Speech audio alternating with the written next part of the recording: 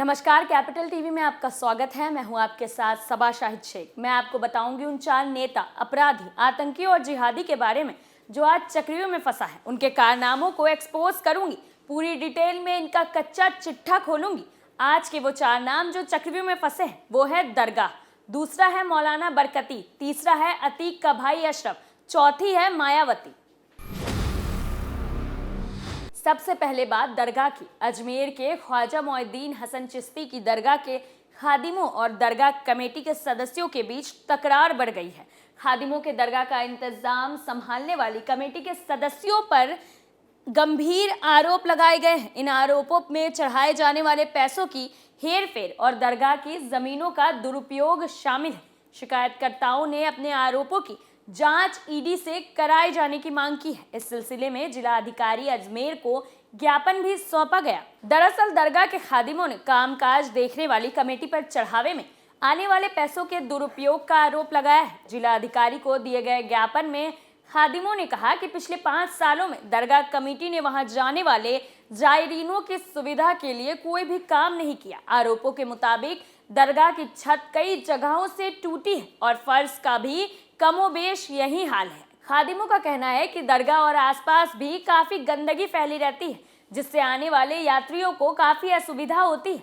अजमेर के डीएम को दिए गए इसी ज्ञापन में आगे बताया गया है कि दरगाह कमेटी ना तो टूट फूट को सही करवाने का काम खुद करती है और ना ही किसी को करने देती है। इस ज्ञापन में आरोपी किए गए लोगों में रहगा में पीरी मुरीदी करने वाले बाबर अशरफ और वहीं के सदर शाहिद हुसैन रिजवी के खिलाफ भी एक्शन की मांग की गई है।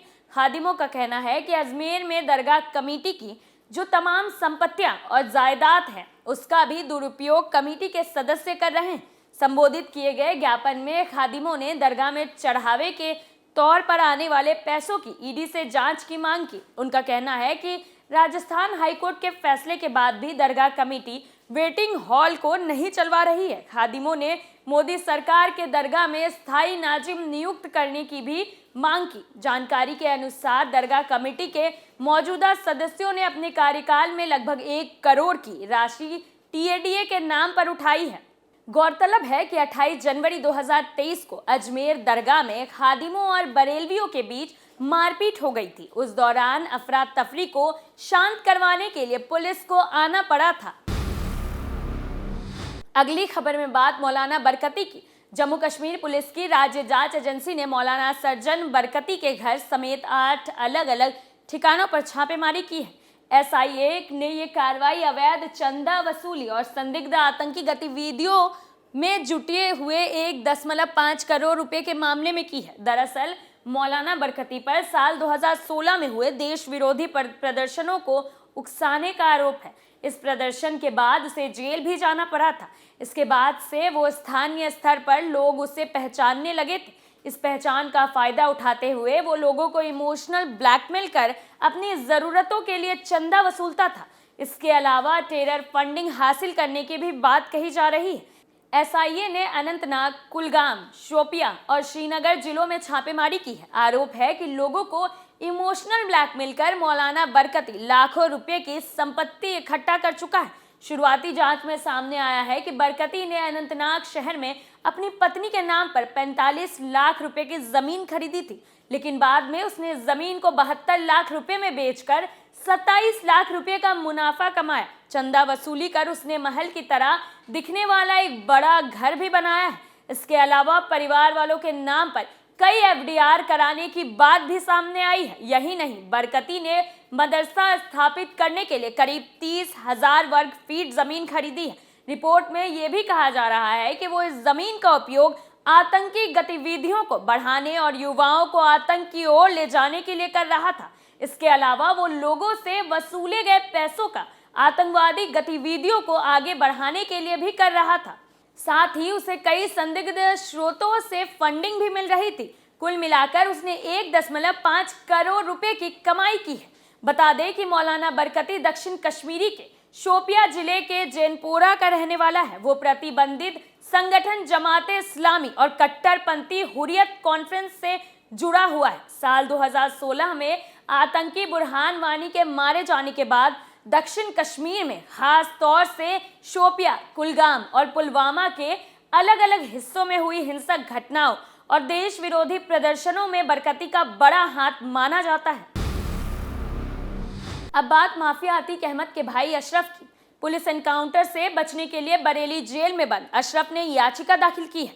अशरफ की अर्जी में कहा गया था कि उसे कम से कम 6 वकीलों की मौजूदगी और वीडियोग्राफी के बीच ही बरेली जेल से निकाला जाए। दरअसल अशरफ के खिलाफ पिछले हफ्ते बरेली में आपराधिक मुकदमा दर्ज हुआ था। प्रयागराज में दर्ज उसके मुकदमों की सुनवाई वीडियो कॉन्फ्रेंसिंग के जरिए होती है। बरेली केस में रिमांड बनवाने के लिए उसे जेल से निकालकर कोर्ट ले जाया जा सकता है। इसके अलावा उसकी जेल भी बदली जा सकती है। अशरफ को डर है कि जेल से बाहर निकलने पर पुलिस उसका एनकाउंटर कर सकती है या उसकी गाड़ी पलट सकती है। अशरफ ने इसी वजह से प्रयागराज की स्पेशल एमपी-एमएलए कोर्ट में अर्जी दाखिल की थी। अशरफ ने अपनी अर्जी में कहा था कि वो अभी न्यायिक हिरासत में है, इसलिए उसकी सुरक्षा की जिम्मेदारी कोर्ट की है। अदालत इस बात का आदेश दे दे कि जेल से बाहर निकाले जाने पर उसकी सुरक्षा के पुख्ता इंतजाम रहेंगे, उसके जीवन को कोई खतरा नहीं होने दिया जाएगा। अशरफ ने इससे पहले प्रयागराज की सीजेएम कोर्ट में भी एक अर्जी दाखिल कर रखी है। उस अर्जी में कहा गया है कि Umesh Pal shoot out case में उसका रिमांड वीडियो कॉन्फ्रेंसिंग के जरिए ही बनवाया जाए, उसे फिजिकल तौर पर बरेली से प्रयागराज न लाया जाए। अशरफ की इस अर्जी पर भी सीजेएम कोर्ट में सुनवाई हुई। इस मामले में प्रयागराज पुलिस ने अपनी रिपोर्ट पेश नहीं की है। उमेश पाल हत्याकांड में अतीक के भाई अशरफ का भी नाम सामने आया है। अशरफ ने याचिका दायर की थी। उसने अपनी याचिका में आशंका जताई है कि जेल से कोर्ट ले जाए जाने के दौरान में उसका एनकाउंटर कराया जा सकता है, लिहाजा उसे सुरक्षा के बीच लाया जाए। उमेश पाल हत्याकांड में लगातार हो रही कार्रवाई से अशरफ को भी अपने जान का डर सताने लगा है कि कहीं बाकी आरोपियों की तरह उसका भी एनकाउंटर न कर दिया जाए। पुलिस लगातार इस मामले की जांच में जुटी है और आरोपियों को खदेड़ खदेड़ कर निकाला जा रहा है। चौथी खबर में बात मायावती की। प्रयागराज के उमेश पाल हत्याकांड के इतने दिन बाद भी 5 लाख के इनामी शूटर फरार है। वहीं बीएसपी मुखिया मायावती ने इस केस में फरार चल रही माफिया अतीक अहमद की पत्नी शाइस्ता परवीन को अपने भतीजे आकाश आनंद की शादी का न्योता भिजवाया है, जिसका न्योता उन्होंने पार्टी के कई बड़े नेताओं तक को नहीं दिया है। दरअसल शाइस्ता परवीन का कार्ड प्रयागराज के पदाधिकारियों के पास पहुंचा है। आकाश आनंद की शादी 26 मार्च को गुड़गांव के एम्बियंस आइसलैंड में होगी। पूर्व राज्यसभा सांसद अशोक सिद्धार्थ की बेटी प्रज्ञा के साथ उनके भतीजे आकाश आनंद की शादी होगी। शादी में 3000 से ज्यादा मेहमानों को बुलाया गया है। मायावती के तैयार की गई सूची में प्रयागराज मंडल में से 49 लोगों के नाम हैं। इनमें पार्टी के बड़े पदाधिकारी, पुराने और करीबी नेता, बाम सेव के सदस्य और कुछ अन्य लोग भी शामिल हैं। वहीं कई पूर्व सांसदों और विधायकों का नाम भी इस लिस्ट में नहीं है। उमेश पाल हत्याकांड में अतीक की पत्नी शाइस्ता का नाम जुड़ने के साथ और फरार होने के बावजूद शाइस्ता परवीन को मायावती ने भतीजे की शादी का कार्ड भिजवाया है, जिसपे तमाम सवाल सुलग रहे हैं। नामों की ये सूची Umesh Pal shoot out case के 2 हफ्ते से ज्यादा का वक्त बीतने के बाद तैयार कराई गई है। सूत्रों के मुताबिक मायावती इसी हफ्ते जब 3 दिनों के लिए लखनऊ आई थी, तो यहीं उन्होंने मंडल वाइज कार्ड बांटने की लिस्ट तैयार कराई थी। आपको बता दें कि अतीक की फरार पत्नी शाइस्ता परवीन को शादी का कार्ड भिजवाए जाने से बीएसपी के पदाधिकारी भी हैरान हैं। उन्हें ये समझ नहीं आ रहा है कि जिस घर में शाइस्ता परवीन रहती थी उस पर बुलडोजर चल चुका है। शाइस्ता समेत परिवार के सभी लोग या तो फरार हैं या कस्टडी में हैं। ऐसे में वो कार्ड उन तक कैसे पहुंचाएं? पदाधिकारियों का कहना है कि शाइस्ता परवीन का कार्ड अब उनके ईमेल आईडी पर भेजा जाएगा। वहीं मुस्लिम कार्ड खेलने के लिए मायावती ने शाइस्ता परवीन को शादी का कार्ड भेजा है। उन्हें पता है कि शाइस्ता पुलिस से भागती फिर रही है और वो शादी समारोह में नहीं आ सकती। इसके बावजूद कार्ड भिजवाया जाना सिर्फ सियासी संदेश देने के लिए है। शाइस्ता और उनके परिवार के बहाने मायावती मुस्लिम वोटरों को साधने की कोशिश कर रही है। फिलहाल के लिए चक्रव्यूह में मेरे साथ इतना ही। ऐसे लोगों के लिए आप क्या राय रखते हैं, हमें कमेंट्स करके जरूर बताएं। तो फिर इजाजत दीजिए, कल फिर कौन किसके चंगुल में फंसेगा नए मुद्दों के साथ फिर पेश होंगे और दिखाएंगे कई और सनसनीखेज खुलासे।